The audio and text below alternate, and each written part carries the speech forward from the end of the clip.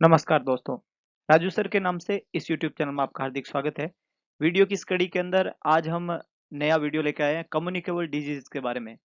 देखिएगा, कम्युनिटी का एक बहुत इंपॉर्टेंट टॉपिक है कम्युनिकेबल डिजीज। पीडियाट्रिक नर्सिंग में भी हम इसको पढ़ते हैं। कम्युनिकेबल डिजीज जो होती है उससे एग्जाम्स के अंदर बहुत सारे क्वेश्चंस बनते हैं। कम्युनिकेबल डिजीज जो है वो कई तरह की होती है और इन कम्युनिकेबल डिजीज में से एग्जाम में इनका जो इम्पोर्टेंट क्वेश्चंस जो रहते हैं जो बड़े बड़े तौर पे वो इस डिजीज की कम्युनिकेबिलिटी पीरियड के बारे में, इस डिजीज के इन डिजीजों के इंक्यूबेशन पीरियड के बारे में, इनके पॉजिटिव ऑर्गेनिज्म के बारे में और इनके क्लिनिकल मैनिफेस्टेशन के बारे में। ना जब हम कम्युनिकेबल डिजीज को अलग अलग पढ़ते हैं तो इन सारी चीजों को याद रख पाना थोड़ा मुश्किल है। इसलिए मैंने कुछ नया प्रिपेयर किया है। इस वीडियो के थ्रू हम सारी कम्युनिकेबल डिजीज को एक साथ याद रखने की कोशिश करेंगे और कंसेप्चुअल स्टडी करेंगे, जिसमें सारी जो डिजीजेज रहती हैं उन डिजीजेज के टाइम ऑफ कम्युनिकेबिलिटी और इसके अलावा उन सारी डिजीजों के इंक्यूबेशन पीरियड के बारे में हम यहाँ बात करने वाले हैं। तो कौन कौन सी कम्युनिकेबल डिजीजेज रहती है और उन डिजीजेज के जो है पीरियड ऑफ कम्युनिकेबिलिटी क्या रहता है, उन डिजीजों का इंक्यूबेशन पीरियड क्या है और उन डिजीज के पॉजिटिव ऑर्गेनिज्म क्या है, उस बारे में आज हम इस वीडियो के अंदर बात करने वाले हैं। सबसे पहले हम बात करते हैं पीरियड ऑफ कम्युनिकेबिलिटी के बारे में। पीरियड ऑफ कम्युनिकेबिलिटी का क्या मतलब होता है? इसका ये मतलब है कि मान लो कोई भी डिजीज है, उसका जो भी पॉजिटिव ऑर्गेनिज्म था वो होस्ट के अंदर एंटर हुआ, ह्यूमन बॉडी के अंदर एंटर हुआ। एंटर होने के बाद में जब वो बीमारी करता है तो जिसकी बॉडी में एंटर हुआ उसको तो वो बीमारी हो ही चुकी है। अब वो डिजीज जो है उस इन्फेक्टेड पर्सन से दूसरे पर्सन को होने की संभावना होती है या हो जाती है। इसको हम कम्युनिकेबल डिजीज बोलते हैं। कम्युनिकेबल डिजीज क्या होती है? वो डिजीज जो एक से दूसरे में फैलती है।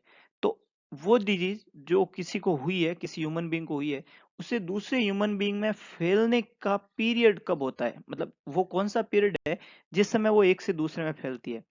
ऐसा तो है नहीं कि किसी आदमी को अगर जिंदगी में एक बार चिकन पॉक्स हुआ तो जिंदगी भर वो दूसरों को चिकन पॉक्स करता घूमेगा, ऐसा नहीं है। तो जिस आदमी को चिकन पॉक्स हुआ, चिकन पॉक्स जब उसको हुआ तो किस टाइम पीरियड में वो चिकन पॉक्स उस आदमी से दूसरे आदमी को हो सकता है ना। उसका जो पॉजिटिव ऑर्गेनिज्म है चिकन पॉक्स का, जो वेरिसेला जोस्टर वायरस है, वो उससे दूसरे में किस टाइम पीरियड में फैलता है, इसको हम बोलते हैं पीरियड ऑफ कम्युनिकेबिलिटी। तो हर एक डिजीज के पीरियड ऑफ कम्युनिकेबिलिटी के बारे में हम यहाँ बात करेंगे।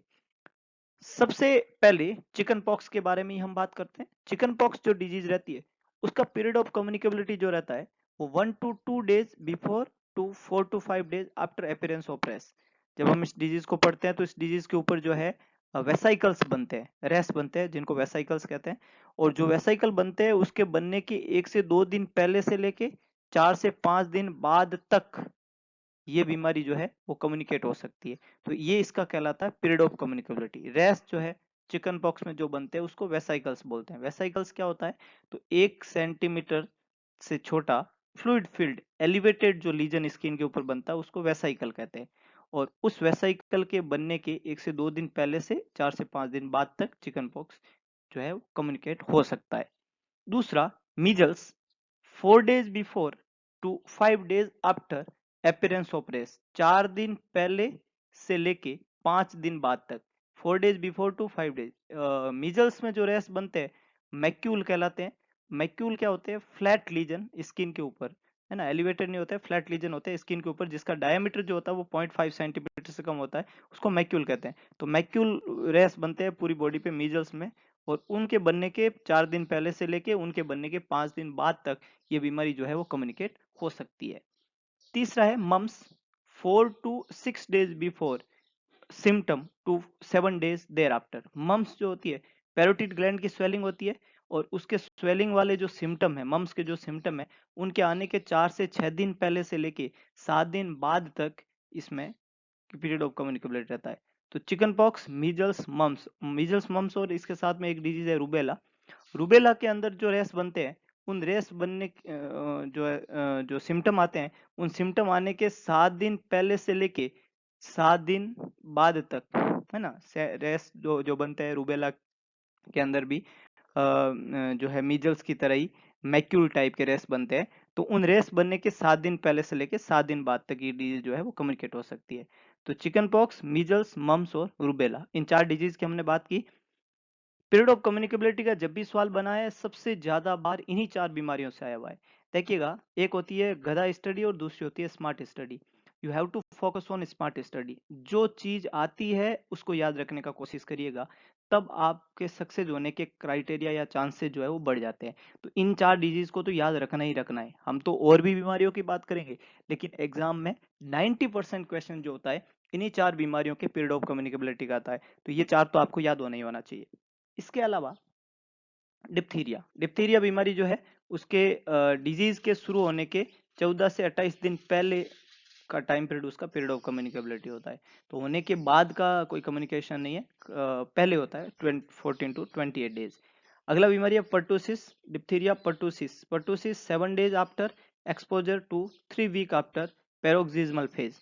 हम पर्टूसिस बीमारी को जब बढ़ते हैं तो उसमें फेज आती है पैरोक्सिज्मल फेज। उस पैरोक्सिज्मल फेज के आने के 3 वीक बाद तक और एक्सपोजर जो कॉजेटिव ऑर्गेनिज्म है बोर्डेटेला पर्टूसिस, उसके एक्सपोजर के 7 दिन बाद, 7 days after to 3 week after paroxysmal phase. तो एक्सपोजर के 7 दिन बाद से लेके प्रोक्सिजमल फेज के 3 वीक बाद तक पर्टूसिस जो है वो कम्युनिकेट हो सकती है। अगला है टिटनस, जिसका कम्युनिकेबल पीरियड नहीं होता है, क्योंकि टिटनस जो है वो कम्युनिकेट होने वाली बीमारी नहीं है। पूछा हुआ सवाल है, बना हुआ जवाब है, हमें पता नहीं होता है, हम कुछ भी करके आ जाते हैं।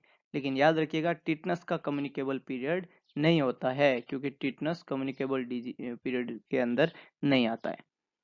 अगला है पोलियोमाइलाइटिस। टिटनस को हमने क्यों पढ़ा, क्योंकि डिप्थीरिया, पर्टूसिस और टिटनस ये तीनों साथ में आते हैं।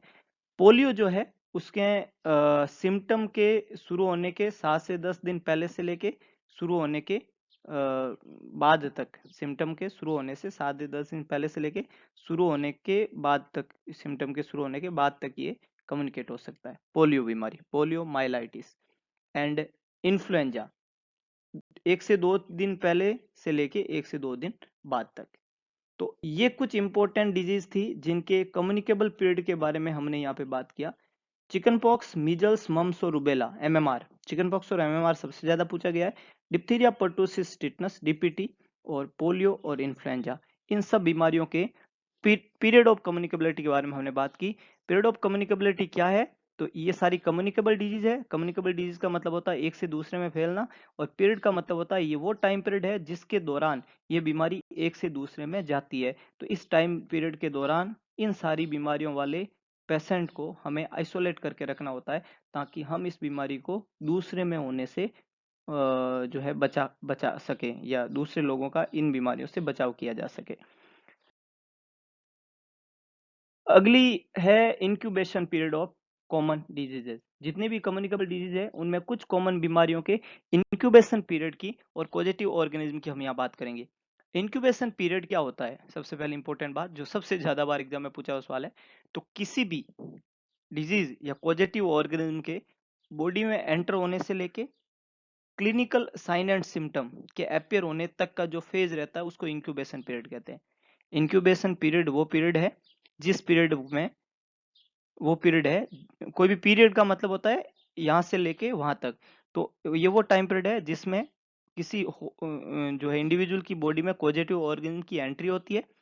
एंट्री होने से इसकी इस पीरियड की शुरुआत होती है, और एंट्री होने के बाद में उसी इंडिविजुअल में उस बीमारी के साइन एंड सिम्टम अपियर जब तक नहीं हो जाते, तब तक के पीरियड को हम कौन सा पीरियड बोलते हैं, इंक्यूबेशन पीरियड। कुछ बीमारियों का इंक्यूबेशन पीरियड ओवर्स में होता है, कुछ बीमारियों का डेज में होता है, कुछ बीमारियों का वीक्स में होता है, कुछ बीमारियों का मंथ्स में होता है, और कुछ बीमारियों का ईयर्स में भी पाया जाता है। तो कौन कौन सी बीमारियों का इंक्यूबेशन पीरियड कितना होता है, ये यहाँ पे हम याद रखने की कोशिश करेंगे। सबसे पहले चिकन पॉक्स। चिकन पॉक्स जो बीमारी रहती है उसका पॉजिटिव ऑर्गेनिज्म जो है वेरिसेला जोस्टर वायरस है, जिसको जो एक हर्पीज वायरस है ना, हर्पीज वायरस फैमिली का एक वायरस है, वायरस का नाम है वेरिसेला जोस्टर।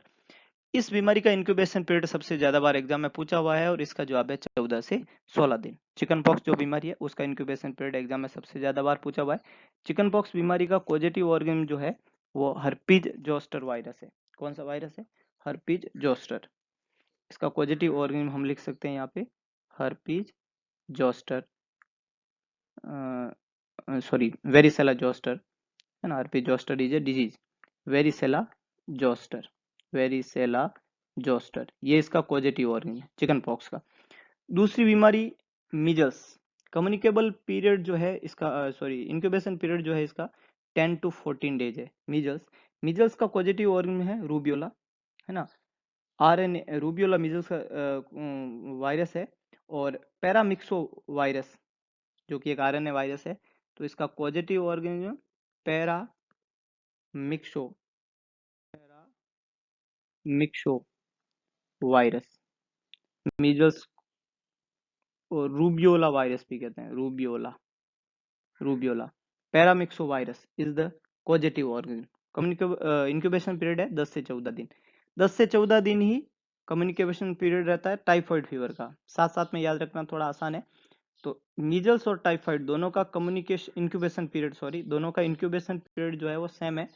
मीजल्स और टाइफाइड का इंक्यूबेशन पीरियड 10 to 14 डेज रहता है, जबकि चिकन पॉक्स का 14 to 16 डेज, है ना।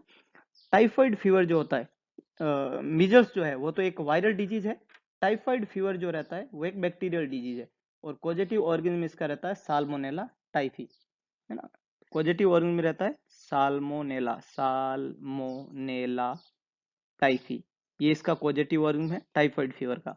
इंक्यूबेशन पीरियड है 10 to 14 डेज, मीजल्स का 10 to 14 डेज, वायरस है पैरामिक्सो वायरस। चिकन पॉक्स का 14 to 16 डेज, वायरस है varicella zoster virus. Got it. अगला जो है वो है बीमारी है मम्स, अगेन वायरल डिजीज है। इंक्यूबेशन पीरियड 14 से 21 दिन, है ना। अभी तक दो का था 10 से 14, एक का था 14 से 16, इसका है 14 से 21 दिन, यानी 2 to 3 वीक्स, 14 से 21 दिन। मम्स का पॉजिटिव ऑर्गेनिज्म जो रहता है मिक्सो वायरस कहते हैं हम इसको, ये भी आरएनए वायरस है, मिक्सो वायरस, ये इसका पॉजिटिव ऑर्गेनिज्म है। और इसका कम्युनिकेबल पीरियड कितना हो गया, सॉरी इंक्यूबेशन पीरियड कितना हो गया, बार बार कम्युनिकेबल पीरियड दिमाग में आ रहा है, इट्स इंक्यूबेशन पीरियड, तो कितना हो गया 14 to 21 days. And positive organism है मिक्सो वायरस। तो मीजल्स टाइफाइड मम्स। अच्छा, और 14 से 21 दिन किसका रहता है, तो रूबेला एंड, सॉरी रूबेला, इसका पॉजिटिव इंक्यूबेशन पीरियड कितना है 14 to 21 डेज। मीजल्स और टाइफाइड का सेम है, मम्स और रूबेला का सेम है 14 to 21 डेज। रूबेला का पॉजिटिव ऑर्गेनिज्म, रूबेला को जर्मन मीजल्स भी कहते हैं, और इसका पॉजिटिव ऑर्गेनिज्म है टोगा वायरस। क्या, टोगा वायरस, ये पॉजिटिव ऑर्गेनिज्म है। रूबेला को जर्मन मीजल्स भी कहते हैं, पॉजिटिव ऑर्गेनिज्म है टोगा वायरस। मीजल्स का था पैरामिक्सो वायरस, मम्स का था मिक्सो वायरस, रूबेला का है टोगा वायरस। टाइफाइड है bacterial disease salmonella Taipei, and chicken pox का पॉजिटिव ऑर्गेनिज्म हो गया varicella zoster. Diphtheria is a caused by bacteria, Corynebacterium diphtheria. It is caused by a bacteria, that is Corynebacterium diphtheria. Corynebacterium diphtheria is the causative organ for diphtheria, and the incubation period is 2 to 6 days. Now next one is the pertussis. The incubation period is 7 to 14 days. There is three important diseases that have a 7 to 14 days incubation period, and one of them is pertussis. Whooping cough हम इसको बोलते हैं, bacterial disease है। Bordetella pertussis is the causative organ. Bordetella pertussis is the causative organ. whooping cough भी हम बोलते हैं pertussis को, this is the whooping cough. whoops sound आता है इसलिए इसको whooping cough कहते हैं, whooping cough. पॉजिटिव ऑर्गन है Bordetella pertussis, and incubation period है 7 to 14 डेज।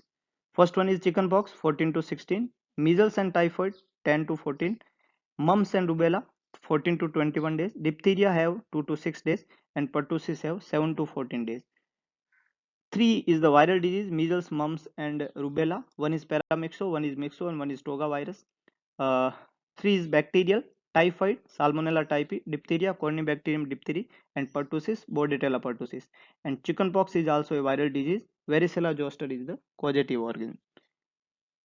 Next one है smallpox. Again 7 to 14 days. Second disease. One is pertussis that have 7 to 14 days incubation period. Second one is the smallpox that have 7 to 14 days incubation period, small. Variola is the causative organism. Variola is the causative organism. Variola. Next one है poliomyelitis. 7 to 14 days. Poliomyelitis is a disease and causative organism is poliovirus. पूछा हुआ question है, poliovirus is the causative organism for poliomyelitis. 7 to 14 days. तो तीन बीमारियां यहाँ पे हो गई जिनका इंक्यूबेशन पीरियड 7 to 14 डेज है. One is pertussis, one is small pox and one is poliomyelitis.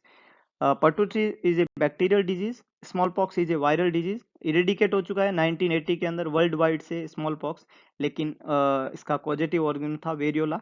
Vaccine बहुत ज़्यादा इफेक्टिव था और इसका इरेडिकेशन हो चुका था. पोलियोमाइलाइटिस जिसका भी इरेडिकेशन हो चुका है, लेकिन जो है इरेडिकेशन इसका भी हो चुका है इंडिया से. 7 to 14 डेज इसका इंक्यूबेशन पीरियड है और पोलियो वायरस इसका पॉजिटिव ऑर्गेनिज्म है.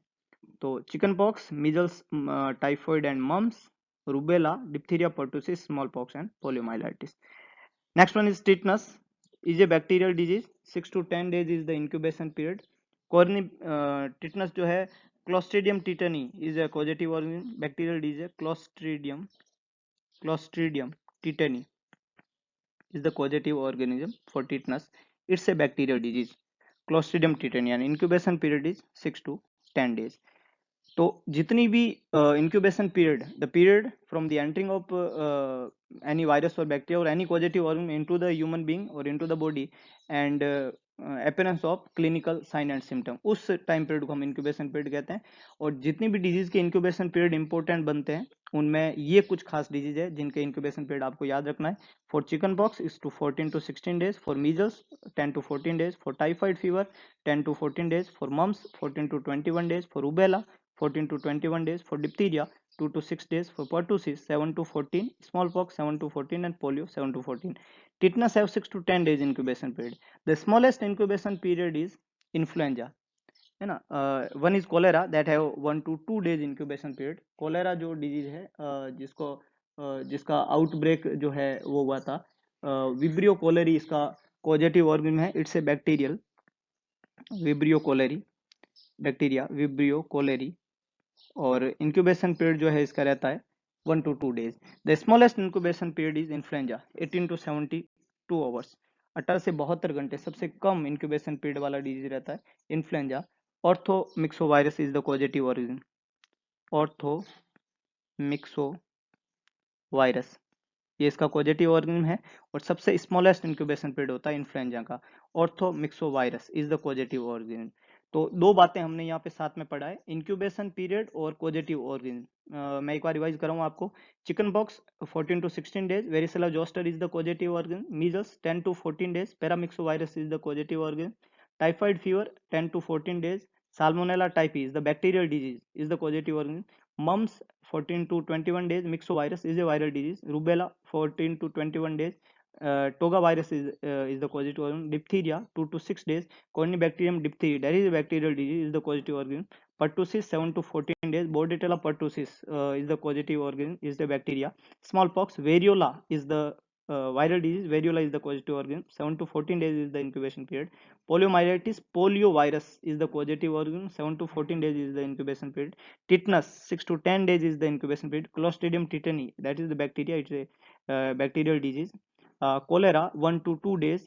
Vibrio cholerae is the causative organism. 1 to 2 days is the incubation period. And the smallest incubation period is influenza 18 to 72 hours. Orthomyxovirus is the incubation period. Now ये बीमारी तो common है जिनके incubation period आपको कई बार जो है मिलेंगे, लेकिन कुछ और डिजीज है जिनके इंक्यूबेशन पीरियड भी इंपॉर्टेंट है और थोड़ा रेयर है, लेकिन कॉमन आस्किंग क्वेश्चन ये है. तो बाकी जो डिजीज है जिनके इंक्यूबेशन पीरियड और उनके पॉजिटिव ऑर्गेनिज्म और इसके अलावा कम्युनिकेबल डिजीज के क्लिनिकल साइन एंड सिम्टम कौन से इंपॉर्टेंट रहते हैं और किस तरीके के क्वेश्चन एग्जाम बने, वो हम अगले वीडियो के अंदर देखेंगे. Class is dismissed.